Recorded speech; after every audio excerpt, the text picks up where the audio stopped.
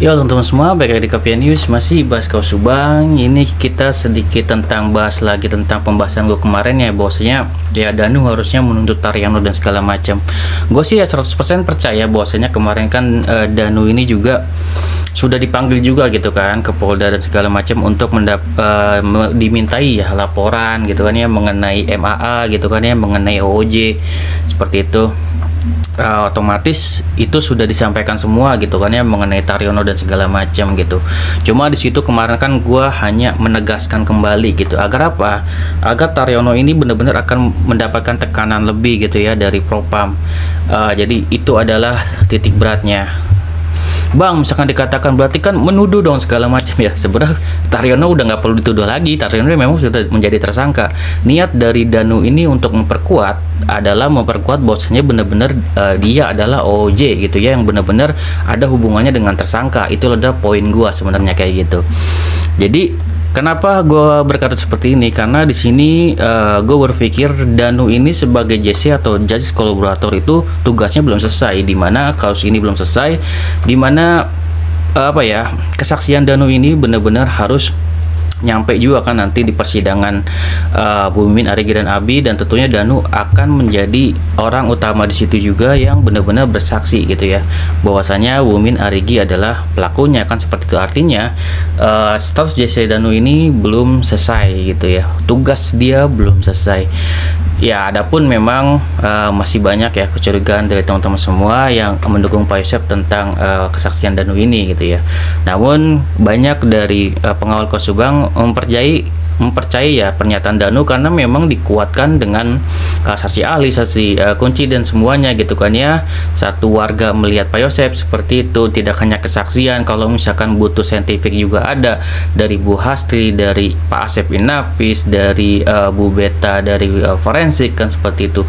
Bahkan dikuatkan juga dari saksi ahli psikologi yang mengatakan bahwasanya Pak Yosep ini adalah orang yang manipulatif. Itu semakin kuat andaikan diadakan yang namanya untuk Pak Yosep misalkan ya kasasi misalkan kayak gitu. Itu kan kalau misalkan dari Mahkamah Agung mengetahui fakta-fakta yang ada gitu kan ya, banyak saksi ahli, bahkan hampir seluruh saksi ahli gitu ya,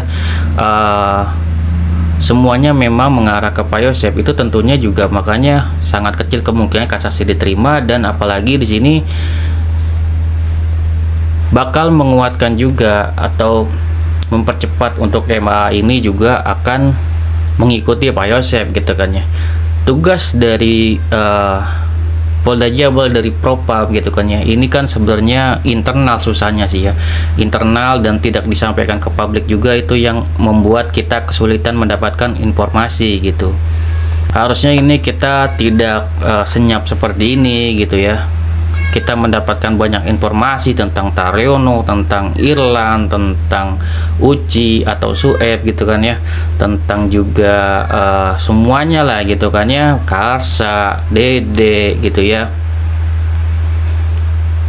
dan juga oknum-oknum lainnya yang terlibat gitu kan ya. Dan gue juga di sini sebenarnya juga berharap apa, ini Kapolres terdahulu ya Ibu Sumarni juga, gue harapnya juga dimintai keterangannya. Keterangan apa? Bahwasanya di sini beliau juga kan dari dulu sudah mencurigai bahwasanya di sini oknumnya adalah orang terdekat dan juga ada hubungan dengan yayasan gitu. Masa sih beliau tidak curiga gitu kan ya? Tentunya pasti ada kejanggalan-kejanggalan yang beliau dapatkan dari bawahan beliau, bahwasanya dulu dia pernah yang namanya melabrak Taryono segala macam karena kesalahan beliau itu gitu kan ya. Harusnya kan dimintai keterangan juga gitu ya.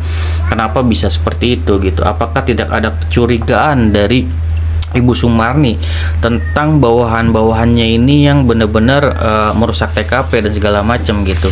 Karena dari dari Ibu Hastri sendiri yang kalau gue lihat ya, kenapa gue sudah yakin banget dari Bu Hastri itu datang ke Deddy Kobuser, itu sebenarnya mukanya, gimmicknya itu sudah sangat terlihat teman-teman. Dari Bu Hastri sendiri tidak mau menyalahkan ke penyidik karena masih mau menjaga marwah kepolisian gitu. Jadi tidak menyalahkan yang namanya penyidik itu atau oknum-oknum ya, atau OJ gitu kan ya, karena beliau ini sudah memberikan informasi secara jelas, secara terang gitu tentang jam kematian, tentang alat bukti yang sekiranya dipakai gitu kan ya oleh para tersangka gitu untuk melukai korban gitu kan ya. Dan sebenarnya dari jam kematian tersebut sudah sangat bisa dilihat gitu untuk diperiksa saksi-saksi yang ada di jam tersebut, dan itu terkuak semua di persidangan gitu kan ya. Ya dari jam 3 pagi gitu kan ya ada Bu Upi, terusnya juga subuhnya juga ada Pak Dodo gitu kan ya, yang supir angkot yang melihat Abi, juga di bawah-bawahnya juga ada saksi-saksi lain banyak banget gitu kan yang melihat Pak Yosep juga, dan itu serempak ya teman-teman. Dan mereka ini tidak ada hubungan apapun ya, mungkin tidak saling mengenal juga, dan bahkan ada yang mengenal Pak Yosep, ada juga yang enggak mungkin gitu kan ya. Artinya tidak ada tendensi apapun di situ, memang murni ya para saksi ini benar-benar ingin membela kedua korban gitu. Namun ya mirisnya ya, dikala ada saksi-saksi yang sudah meluangkan waktunya gitu ya untuk memberikan kesaksian di sini, ya banyak dicibir oleh netizen bahwasanya itu adalah saksi-saksi bayaran dan segala macam gitu kan ya. Ya di sini poinnya sih, kalau gue sih berharap ya dari JC Danu ini, Danu bisa benar-benar menyelesaikan tugasnya ya sebagai justice kolaborator yang benar-benar tugasnya adalah untuk mengungkap kasus ini gitu, baik dari OOJ-nya, baik dari tersangka lainnya. Adapun memang kesulitan tentunya ya untuk Polda Jabar mengungkapnya gitu, karena banyak intrik-intriknya nih gitu. Karena meski Danu ya diajak misalkan oleh Pak Yosep gitu untuk melakukan hal tersebut, ya tentunya untuk perencanaan bersama OOJ ini gitu kan ya, tentu ya Danu tidak mengetahui banyak hal gitu ya.